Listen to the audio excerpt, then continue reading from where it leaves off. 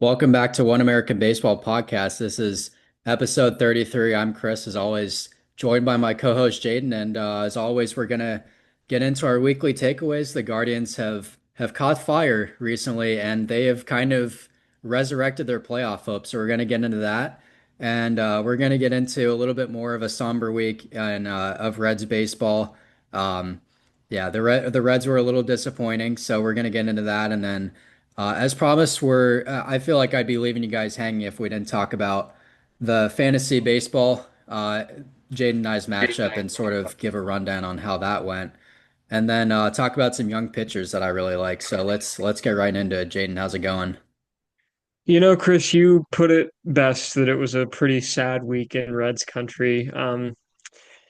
It was a stretch where last week I said it would probably make or break the season, and it looks like it broke it. Um, so it'll be another year of no October baseball, no playoff baseball, in Cincinnati, which sucks. But I do have a little bit of a positive note that I'll end my weekly recap on, but I'm going to start it with the pitching staff, and they really let the Reds down this week. The pitching staff has sort of been the strength of this team for all of the season. They've been the reason that we've won most of the games that we've won. The offense, as has been well documented, has never really been firing on all cylinders, and the pitching staff has kept this team in a lot of games and given them the opportunity to win.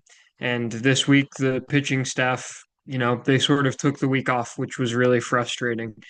I don't, it was almost like someone told the Reds pitching staff this week that they were just throwing batting practice all week or something. That's the way it felt, at least, especially in those Blue Jays games.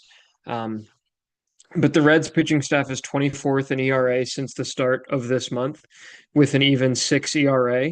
The starters have an ERA of 5.22, and the relievers have an ERA of 6.93. So that's not good. Um, Andrew Abbott has been showing signs of fatigue. He's not the pitcher that he was pre All-Star break. And I expressed concern about that a few episodes ago. I can't remember when it was exactly, but I was pretty concerned about that, like coming into August, I think. And yeah, he hasn't looked good. Zach Littell, I'll get into him, but that has looked like a worse and worse trade every time he takes the mound.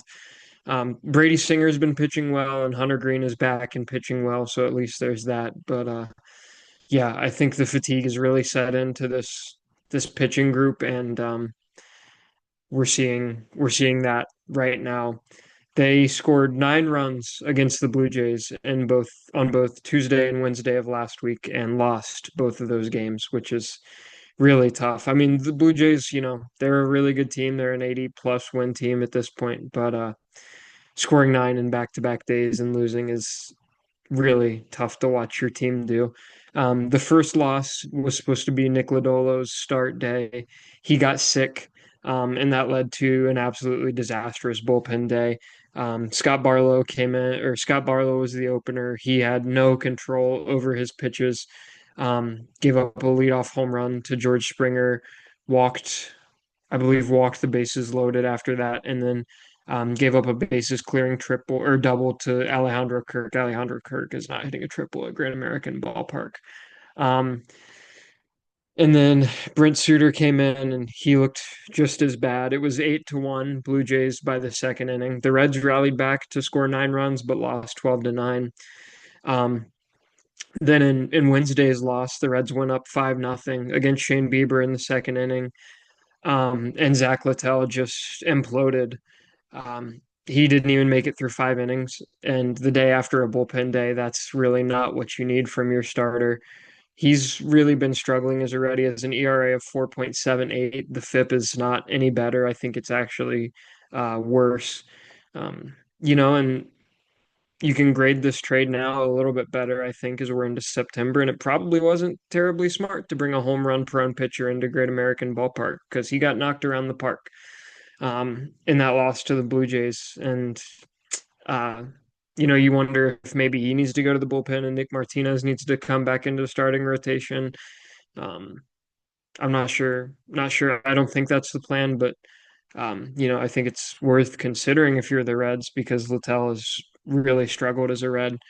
And like I said, for a team that is relying on their pitching to get them wins, this week was a backbreaker for this team and this pitching staff. They just didn't do enough to help the Reds win the games that they needed to win in this crucial part of the season. And then getting into the Mets series, the Reds had a chance to be 2 games out of a wild card spot today. Instead, they sit 4 games out at the start of the day, and that's pretty heartbreaking too. It was a really rough week to be a Reds fan. They had a chance to flush that Blue Jays series and against the Mets at home this week.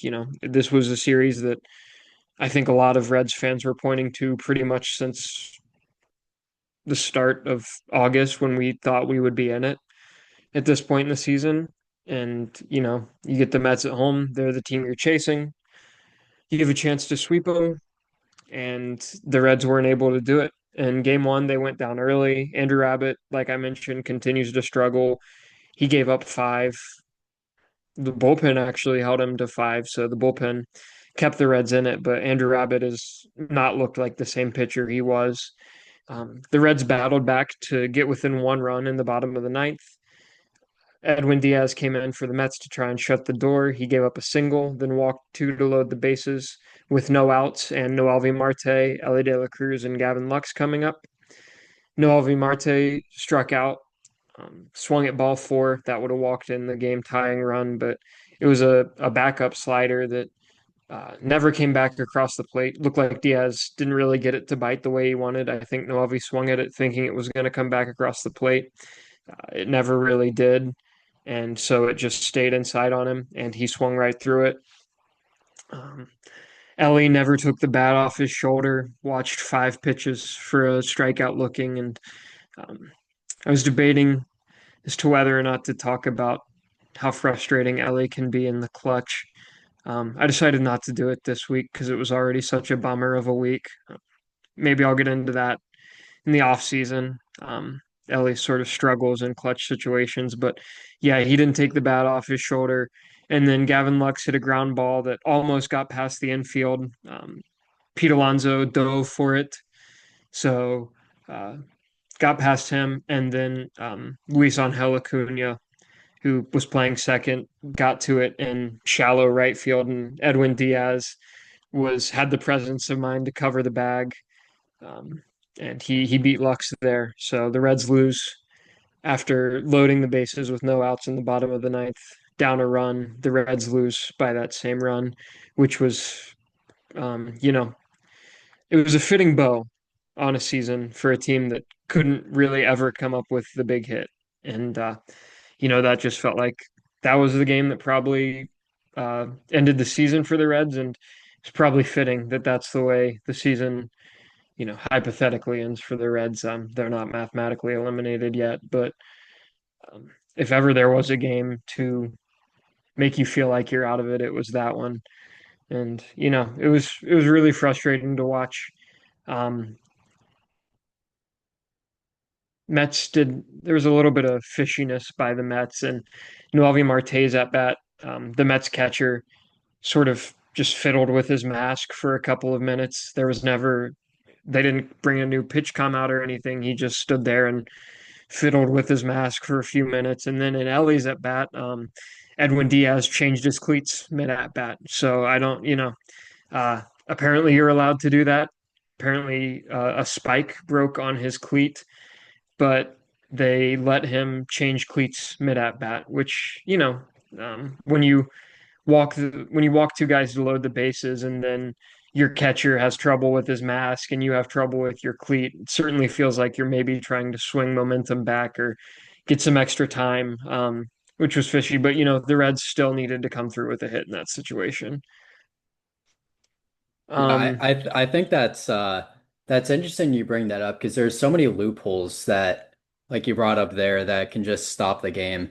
Such as right. like another one that has happened a lot recently is, the mound slippery. So they'll bring out drying agent onto the field and, put an extra layer of dirt out. And I don't know, sometimes I feel like the pitcher is kind of fabricating it because In Guardians games, they'd be getting some momentum. They get a couple runners on base, and then, the pitcher would slow the game down by slipping off the mound, like intentionally throwing a ball and then manufacturing like a 5 minute delay to regroup or something like that. I don't know. Kind of interesting. Anyway.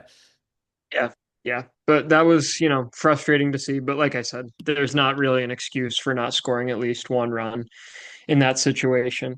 The Reds end up taking the series. They win Saturday and Sunday, but they still sit 4 games out where, a base hit on Friday through a drawn in infield.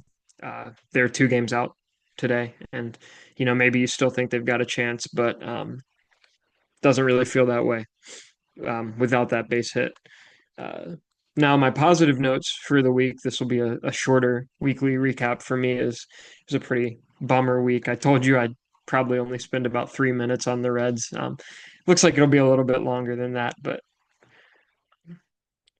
so Sal Stewart got his first career home run, which was nice to see. He hit that on Saturday to straightaway center, um, muscled it out there. Good to see him get his first win. It's always nice to see one of your top prospects come up and get their first career hit, their first career home run, and all that stuff. He brings really good energy to this ball club. He was fired up the entire way around the bases. You hope he can continue to play well and stay healthy, and that he will help this team out next year in some capacity, with his energy and everything. Then my last little thing here, just a little bit of hope, because the Reds aren't mathematically eliminated, and they've still got some games to get hot if they're going to do it. But they didn't roll over and die this week. Feels like in the David Bell era, um, it lost like this, they would have come out flat Saturday and Sunday, and they probably would have gotten swept by the Mets, and you would have been able to point to that and go, "That's when the season ended, right there." Um, they didn't do that this weekend. It would have been really easy to come out and lay down and get swept by the Mets after a pretty devastating loss on Friday. And they ended up taking the series. And moral victories don't really mean anything at this point in the season, or where this franchise is at with their playoff series winless streak, and um, if you don't count the COVID season, their playoffless streak. But it's nice to see that they still have some fight in them in September when they take a pretty devastating loss like that on a Friday night. Um, you hope that this points to a shift in the culture where next year, they show this fight and this determination, and they can be successful next year. But I don't know. Just a little bit of something to keep me going with how crappy this week was for the Reds. Yeah, I think it's interesting that we started the podcast this year when the Guardians and Reds were so similar. They had basically the same record going into last week, and there was a solid, month and a half where the Reds and the Guardians were kind of better than each other. So that was really cool to see, throughout the season how similar these two ball clubs were. I think it kind of made the podcast a little bit more interesting that way. But anyway, yeah, my Guardians kind of they could have went the same direction as the Redlegs did this past week, and I really thought that they were going to head that direction, but the Guardians surprised me. I think they shocked everybody. They lost 2 out of 3 in Boston, which obviously is not ideal. I talked about that loss from last Monday, that day game, and last episode. That one was really frustrating. That was the one where John Kenzie Noel almost robbed that home run, and then it ricocheted off the foul pole and in the stands and ended up being a 3-run homer. Anyway, that was a pretty devastating game. And then game two of that series, the Guardians managed to get 7 runs off of Garrett Crochet. And of course, the pitching staff gives up 11 runs on the day that, Garrett Crochet has his worst start of the season. Um, Shockingly against a Guardians offense that had been struggling a lot recently. And that was a game that you have to win as a team. The Guardians, there's no excuse for getting 7 runs off a Cy Young candidate and then losing that game. So I thought the season was over after that game, but The guard credit to the Guardians, they came right back the next day and they won 8-1. And that was off the back of really phenomenal start from Joey Cantillo. He went 6 innings of one run ball. I believe he struck out seven in that game. So Joey Cantillo did a really good job. And he spent that was his first start back from the minor leagues. He spent about a month in the minor leagues just kind of working on his command and stuff. Um, so that was really good to see. And then the Guardians went to Tampa Bay, and I really wasn't. I was kind of lukewarm on this series. They lost 2 out of 3 in Boston. That was pretty much a must-win series for the Guardians, but they pulled out 3 out of 4 against Tampa, and I think the last 2 games in particular were a huge shift in momentum. Game one of that Tampa series, the Guardians lost 4-2, and it was frustrating. There have been so many games this year where the Guardians have gotten like shut out or their offense has scuffled for 8 innings and then they wake up too late. That's exactly what happened in game one of that series. They got back-to-back home runs from Jose and Kyle Manzardo, but it was, like I said, just too little too late. But that did give them a little bit of momentum heading into the next 2 games. And they won 2 consecutive one-run games, and these have not been games that the Guardians have been winning recently. Game two in particular felt like just a huge weight off of the Guardians' shoulders. Having watched most of the games this season, there was just a different feeling to that 3-2 win in Tampa Bay. The offense did just enough in that game. They didn't have a great night, but I think it was Gavin Williams who started that game. And he had a really good start, and the bullpen j did just enough. Kate Smith had a save in that game, and Kate Smith has been shaky recently, but he did a really good job to clutch up when it mattered there.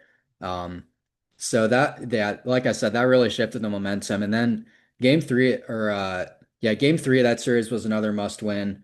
Um, that was a really good win. And then Logan Allen and Parker Messick had 2 really great starts. And then that game four, winning that game 2-1 was just kind of the cherry on top. I believe Parker Messick pitched that game, and he threw 7 innings of I believe it was one run ball. And yeah, it was just great to see. Parker Messick he got kind of roughed up in Boston, but for him to bounce back in Tampa like that, that was really impressive, I thought. And he really saved the bullpen as well, going 7 innings there. So, but I think the kind of biggest takeaway for me here of this week was that Jose and Stephen Kwan are finally coming out of their slumps. I think Jose is, he kind of looks like himself again. He got 6 hits in that Tampa Bay series. He hit a home run. Like I said earlier, that the home run that he hit in the ninth inning in game one of that Tampa series, where him and Kyle Manzardo went back to back, that was when things kind of shifted for him. And it's really like in games where in stretches where Jose is struggling, he all of a sudden has a really good night, and then he just kind of gets rolling from there. That's pretty much exactly what happened in game one of that series. So, um, yeah, Jose got 6 hits in that series, and coming into the Tampa series, he was 5 for his last 39, so that's a 128 batting average. And I haven't really dug into the stats enough to really determine this, but that's from what I can remember, that's one of the worst slumps of his career. And that was 2 weeks of baseball, so that was a kind of a prolonged slump for Jose Ramirez there. And I think equally encouraging is that Stephen Kwan has really sort of found his groove at the plate again. He had a really rough month of August. He had a 514 OPS, which for your leadoff hitter having an OPS well under 600 like that, you're not going to win very many games. And it was honestly a miracle that the Guardians won as many games as they did in August to kind of stay in the hunt with, Steven Kwan and Jose Ramirez not playing like themselves. And Jose Ramirez was, in August, he was a league average hitter, and Steven Kwan was well below average. So you had a lot of guys in the lineup who were kind of picking up the slack, such as, Brian Rocchio, Bo Naylor, Austin Hedges had a really good week this past week. Gabriel Arias has been kind of hot and cold. Kyle Manzardo has been pretty good recently. So you had CJ Kafis has been good as well. So, you've had guys kind of step up in that lineup, but that's been really huge. So if this lineup can really put things together and uh, you know, with the addition of Steven Kwan and Jose Ramirez performing like they should, I think that'll be really good for this offense and really exciting going down the stretch. But the Steven Kwan slump in particular was a little bit concerning for me. I thought he was playing through an injury. Earlier this season, he was dealing with the wrist injury, and his power numbers seem to be way down, at least like by the eye test. But I dug a little bit deeper into his baseball savant stats, and it wasn't really that bad. I think what happened was that pitchers were starting to throw him a lot more changeups, and his ability to hit changeups is like way worse than any of his ability to hit any other pitches. He has a for this season, he has a 217 average against off-speed pitches per baseball savant, which are is basically changeups. So in baseball savant, there's fastballs, breaking balls, and off speed. So he's hitting about 80 points lower against changeups and other pitches than fastball or breaking balls. So um, pitchers are starting to exploit that, and it seems like Steven Kwan is starting to adjust back to the pitchers throwing him a lot of changeups. And this lineup in general is not very good at hitting changeups. And I think that opposing ball clubs have been sort of capitalizing off of the Guardians' inability to hit changeups. So, but I think if we could get the even some semblance of the first half Stephen Kwan, that'd be massive going down the stretch. And like I kind of touched on, if the Guardians are serious about finishing this playoff push off and getting kind of a miracle playoff run, then Jose and Stephen Kwan need to be their best two hitters. That's plain and simple. And yeah, their playoff hopes, they have kind of resurrected their season. They only have a 7.3% chance to make the playoffs per Fangraphs going into tonight. Last I checked, they were beating the Royals 1-0 in the middle of third inning, so I'm hoping they can hold on there. But they're coming in it tonight. They're 2.5 games back of the wild card. They're half game behind the Royals, which they have a 4-game series against the Royals this week, and they could jump the Royals in the standings with the win tonight. So that'd be huge. But just to put in perspective how huge that series win against the Rays were, the Rays or the Rays was the Rays were ahead of the Guardians in the standings going into last weekend, and like I said, the Guardians have a 7.3% chance of making the playoffs right now. The Rays, after that series, have a 1.9% chance of making the playoffs. So that could have very easily been the Guardians, and we could be having a completely different conversation today. And they would basically have to sweep this Royals series if they wanted any chance of making the playoffs. The Guardians can get away with splitting the series at the very least. They really need to win 3 out of 4, but the very bare minimum of what the Guardians need to do is split the series to stay in this playoff chase. Right now, the Royals have a 12.2% chance of making the playoffs, and the Rangers, who are the first team out of the wild card, have a 14.9% chance of making the playoffs. The Mariners have about a 75% chance of making the playoffs as of, coming into tonight. So, um, the Guardians really control their own destiny. I think that is, one of the biggest takeaways from this week as well. If they want to make the playoffs, it's theirs for the taking. They're playing the right teams to make that happen, and that as a Guardians fan who's gone through a lot this season, that's exciting. So I'm gonna just ride that high while it lasts. So. Another thing I noticed was the Guardians are going with a 6-man rotation. So the rotation right now is Bybee, Williams, Cantillo, Logan Allen, Parker Messick, and Slade Cecconi. And Slade Cecconi's pitching right now. Um, I don't hate this. I haven't really seen a 6-man rotation in my memory of watching the Guardians and Indians, but I don't mind it. I think that especially in this day and age, pitchers get really banged up by the end of the season, and anything to make your starting pitching staff get a little bit fresher at the end of the season, that's huge. And the Guardians, oddly enough, have the pitching depth to make it work right now. They have six very capable starters on this team, which a year ago today is something that I didn't think I'd be saying. Um, but also John Means is almost all the way back. He's dealing with a little bit of sickness, but he's finishing off his rehab starts in Columbus. So he got kind of roughed up yesterday in his rehab outing. He pitched four and a third innings and allowed 5 runs, and he threw 72 pitches. So I think that the chances of us seeing John Means kind of hinge on how the Guardians play this series against the Royals. I think that if the Guardians win the series against the Royals, then John Means will come up and he'll go into a long relief position.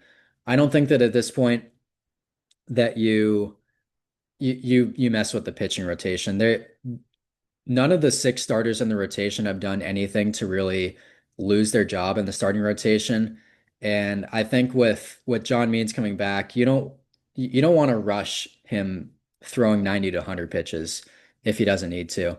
Now, if the Guardians lose the series against the Royals, I don't think we'll see John Means the rest of the season. I think he's going to stay in AAA and get stretched out to 90 to 100 pitches and just in kind of a lower pressure environment and just not really mess with the starting pitching staff. There's not really any point in stretching John Means beyond what he is capable of doing at this point to facilitate a playoff run. So um, I think it's really 50-50 if we see John Means the rest of the season. But he's really an exciting piece to have in that rotation for next year. I fully expect him to be in the middle to back of that rotation next year. So um, and yeah, all I really have left is um the Guardians lead the season series on the Royals 5 games to 4. And like I said, winning 3 out of 4 would mean they jump the Royals in the wild card standings. And the Rangers, who they got swept by earlier this year, they have a 3 game set against them. So in the event of a tiebreaker and the Rangers jump the Mariners somehow, the Guardians have to sweep that series if they want to make the playoffs. So just something to think about. I'll probably get into some more scenarios if the Guardians have a good week next week. So that's all I have for Guardians baseball at the moment. But let's get into our fantasy recap next. Yeah, I was just gonna say, you know, I obviously I'm not rooting against the Guardians, and I like, you know, as much as I want my Reds to be good, I like to see the Guardians play well, and obviously you are a good friend of mine, and a lot of our other friends are Guardians fans, so I don't want to see you guys unhappy with the Guardians, but uh, just feels like it would be sort of the perfect encapsulation of the two Ohio clubs in recent memory. If the Guardians can swallow a 10-game losing streak in the middle of the season to make the playoffs, and the Reds, who never really got ice cold, but also never really got red hot, end up missing the playoffs. That would be it bummed me out a little bit, and but hey, I'd get to root for the Guardians in the playoffs again, which is always fun. Yeah, I want to just put this out there. I don't expect the Guardians to make the playoffs. This is just a little glimmer of hope that I'm sort of capitalizing on at the moment. So I've already had the accepting that the Guardians are not going to make the playoffs. Like, oh wait, they still have a chance, and that would be amazing if they do make the playoffs. And frankly, I don't really see the Guardians doing much in the playoffs, even Right. if they do squeak in. So, but it would at least be cool to see them in the playoffs again. So, Yeah. but that would take them out of the draft lottery. So Yes. do the Guardians gamble a little bit more and throw some games to get a better draft pick? That's to be determined. But um, let's get into fantasy recap. So, to beat a dead horse on the negativity on Jaden's front, I did prevail in fantasy baseball, which sent him packing his bags for the season. He'll be making his flight to Cancun starting tomorrow. But Yeah, it was unfortunate on your part. You know, Joe Ryan had a pretty big implosion, and the Cubs changed their pitching configuration last minute. So I think we could have been looking at a lot different of a ball game if those two scenarios had gone down. So Yeah, I made a trade for Joe Ryan right around the trade deadline in our league, not the MLB trade deadline. I think I traded away. I can't remember. It was a one for one starting pitcher swap with one of our friends who, is in the league but doesn't really pay attention to baseball, and I basically convinced him to give me Joe Ryan so that I could beat some of the people in the league that he doesn't really like too much. But it ended up blowing up in my face a little bit. Joe Ryan scored -6 points in his one start for me last week. You know, he's been really good all season, and he got really beat up um, last week, which stunk. Um, Most important start of the season, at least for my team in fantasy baseball for him, and he didn't come through. And it sucks, a good start from him would have made it a much more fun matchup between you and I. We sort of knew Sunday that it was over because of that blow up from him. The Cubs changing their pitching configuration, it it wouldn't have really mattered much because I had already reached my acquisition limit for the week. I had picked up some relievers along the way to try and scrape together some more points. So I couldn't have picked anyone up if I had known that Colin Ray was going to pitch as a bulk guy and not as a starter. Um, so I did miss out on a start for the week, but I I was already um, there was nothing I could have done about that, even if I had known that Colin Ray was going to go as a bulk guy. Um, if I had known that earlier, like Tuesday in the week, I would have changed some things, but uh, nothing you can do about that, really. The Joe Ryan thing really was the only thing that hurt. yeah, there's nothing you could really do about the Joe Ryan thing. Just to put this out there, I tried to make a stop to that trade. Um, when the trade went down. So maybe in hindsight you should have listened to me even though I was kind of joking. But Yeah. um yeah, it was who did you trade away? Was it Dylan Cease? I believe it was Dylan Cease. Yes. Yeah. Yeah. Yeah, so Oh, that's just an unfortunate break. I had a couple of lucky breaks go my way as well. I had Hunter Green had I mean this didn't really matter that much, but Hunter Green had a 7 innings pitched, 12 strikeout performance yesterday, which kind of slammed the door. And then I picked up Bubba Chandler 2 different times throughout the week. So the first time this was a momentum shifter for me when I picked him up in the middle of the week because he pitched 4 innings in bulk relief and he got the win. So that was a huge, I think it was like 14 points for me or something. So that was a huge break on my part. And then his last appearance, which was yesterday, I moved into the bench because I saw that he was starting, and he ended up putting up negative points. So, yeah. and then instead of him, I think it was Ronnie Henriquez of the Marlins, a reliever for them. He got the win, and he came in like the 8th inning, and got a win. So I got pretty lucky with a few of my breaks as well. So, um, but Yeah, yeah, Hunter Green go was a guy that I traded to you yeah, earlier on in the season. So a couple yeah, of trades that ended up hurting me. And you also had Junior Caminero, yeah. who Junior was on. Caminero had a We good were week. we were discussing a trade for him early on in the Mhm. season. It was like really early on, I think April probably. I wanted Hunter Green for Junior Caminero, Yeah, which is kind of yeah, ironic since I ended up with both those guys at the end have of the season. yeah, Um, but I was trying to I was gonna say something I forgot. But anyway, going into the semifinals, I kind of retooled my roster. So I picked up Luis Morales of the A's tonight and Emmett Sheehan of the Dodgers. So the hope there is that Emmett Sheehan will pitch in long relief, so I won't have to burn up any starting pitchers. Um, this semifinals round is 2 weeks long, so it's going to be. I think knowing baseball is going to be a little bit more valuable in this 2 week long game, which I think works in my favor um, with how much I pay attention to baseball. So, um, and the goal with picking up Luis Morales is that scout to stay ahead of scouting departments for 1 week. I think that if he stays ahead of the curve, that'll be good. Just puts up 5 innings of 1 run ball with 8 to 10 strikeouts. That'll be plenty good. So um, that's all I have on the fantasy baseball front. So Yeah, I just want to put it out there that, as a co-host and as a friend, I'm going to be rooting for you the rest of the way. Um, you're like the only other ball knower in that league, aside from maybe one other person. But yeah. uh, yeah, so I'm going to be We'll rooting for we'll you. we'll leave it at that. I Yeah, appreciate the support.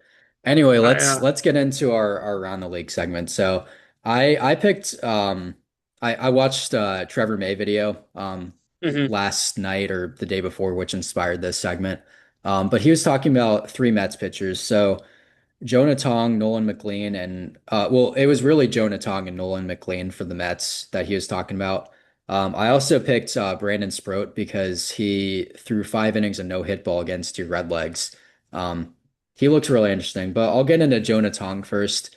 Um, his mechanics, and I watched in like an interview where he was saying that he kind of mirrored his mechanics off of Tim Lincecum, and he comes straight over the top, and we haven't really seen that freaky, for lack of better term, of Tim Lincecum's nickname was the Freak, and his mechanics are super violent, and his fastball just it looks like it's rising, and he has some really good metrics with this fastball, and it tunnels really well with his off speed. So just up and down. He generates a lot of strikeouts, but he gives up a lot of home runs. And I think his main issue is command, but he's a really exciting young pitcher. He's 22 years old. Um, Nolan McLean is a little bit more of a polished pitcher. He's more of an east to west guy. He throws 6 pitches and he misses a lot of barrels, gives up a lot of soft contact, and I think he has the ability to be the future ace of this Mets staff, maybe in a couple years. So, um, Nolan McLean had a really solid start to his big league career, his first few starts, and um, I think he'll be pretty big for the Mets going into the playoffs. So he'll be an exciting pitcher to watch. And then, like I said, Brandon Sproat is another guy that came out of nowhere for them. I think these are kind of top prospects in the Mets system, but I don't pay enough attention to random prospects to really know them. But he has a 3/4 delivery, throws about 97. He kind of reminds me of Hunter Green in a way, but not Mhm. quite as nasty. So. Um, and some other pitchers I like right now, or that kind of just made their debut, or Peyton Tolley of Boston. He's been compared to Garrett Crochet. He throws a uh, fastball cutter and a changeup. So he gets really good extension. He throws about 97. The issue for Peyton Tolley has been his command so far, but I think that'll come with being in the league for a year or two. So I think Peyton Tolley can really be a good asset in this Boston rotation. I think he has a really high ceiling. And then, like I said, Luis Morales, the guy who I picked up on my fantasy team this week, he is 3-0 with a 159 ERA in 5 starts this year. So, um, or Sacramento, I might have said Oakland, but Sacramento is not a very pitcher friendly ballpark. So to do that playing for the A's is pretty impressive. So, um, but that's all I have. Just some really interesting young pitchers to watch. And the art of being a starting pitcher, I think it's dying. And it's refreshing to see a lot of young pitchers come up recently and sort of make their mark on the big leagues and at the end of the season. So Yeah, I think it's really interesting from the Mets perspective to see this. I mean, they're going all in on making the playoffs, as they should. Every organization should go all in to make the playoffs when they have a chance. But all these guys are top prospects in their system, I believe. So, calling three of them up at once is pretty unprecedented, especially when they're all starting pitchers. Um, I think it'll be interesting to see, once the scouting report gets built on them a little bit, how many of these guys can stick. I think Nolan McLean probably has the best chance. If you've seen his sinker, it's I agree. disgusting. It Yeah. moves. I mean, it'll go across the plate basically. There's like 3 feet of separation off the same tunnel with his sinker and his sweeper. It's Yeah, insane. it's pretty gross stuff. I think it'll be interesting to see how. I think Brandon Sproat probably has the lowest I agree. ceiling. Um, you know, but he looked good yesterday. The command was an issue for him. He threw 5 innings with no hit ball, but um, he gave up a run without giving up a hit because of walks and stuff. So that'll be interesting to see. Jonah Tong, never a bad thing to pitch like Tim Lincecum. Tim Lincecum, obviously one of the best pitchers of the 2010s. Um, but yeah, I think McLean probably has the highest ceiling out of the three Mets guys as far as Peyton Tolly and Luis Morales go. I don't really know a ton about them because they're in the AL, so I don't really pay attention as much to those results. But yeah, the one thing I wanted to get into from around the league, this was news that came out today. Both Trey Turner and Alec Bohm are heading to the IL for the Phillies. So it's 10-day IL for both. So shouldn't be season ending, but we don't really have a ton of time left in the season, so we might not see them again until the playoffs. Trey Turner has a strained hamstring, and Alec Bohm has got left shoulder inflammation. It's actually pretty huge for the Phillies to be missing them at this point in the season. They've got a 10 game stretch coming up, and at the start of this stretch, they play the Mets for four, and then they finish it with the Dodgers for three. So, pretty it's a pretty tough 7 games right there. Two really good teams. They're up 7 games on the Mets in the East, and they're up four on the Dodgers for the second bye in the playoffs. So pretty big week for the Phillies I mean, the Phillies are pretty much a lock for the playoffs at this point, but as far as where they'll be at, um, either are they going to win the NL East or are they going to be the third division winner or the second division winner? Pretty big week for them, and they're missing the left side of their infield, so that'll be interesting to see how they perform this week, missing both those guys. Yeah, I think the Phillies, I'm looking at the standings right now. I think they have that division pretty much locked up with Yeah, um the Mets are 7 games back right now. And that'll really harm their playoff. The right. Phillies had a tough season with just the injuries and the stuff they had to go through with Jose Alvarado getting suspended. I don't know if he back yet? He is back. Yeah, Okay, he is. I haven't heard much about him. I don't know if he's been as effective as he was earlier in the I think season, it's but because they have Johan Duran now, so he's not really oh closing games right. for them anymore. Yeah. Well, I mean it's really nothing like the Guardians have gone through in the reliever Right. department, but it's still a tough blow when your closer gets suspended for Yeah. PEDs. That's never a good look. I mean, gambling is arguably a worse look, but um anyway, I digress. So, I think that's all we have for you guys this week. So, thank you so much for tuning in, and make sure to give our show 5 stars. And if you're watching on YouTube, then subscribe, like, comment, and do all that stuff. And comment on Spotify as well if you're listening on Spotify. So, with that said, we'll see you guys next week. See you. Thank you.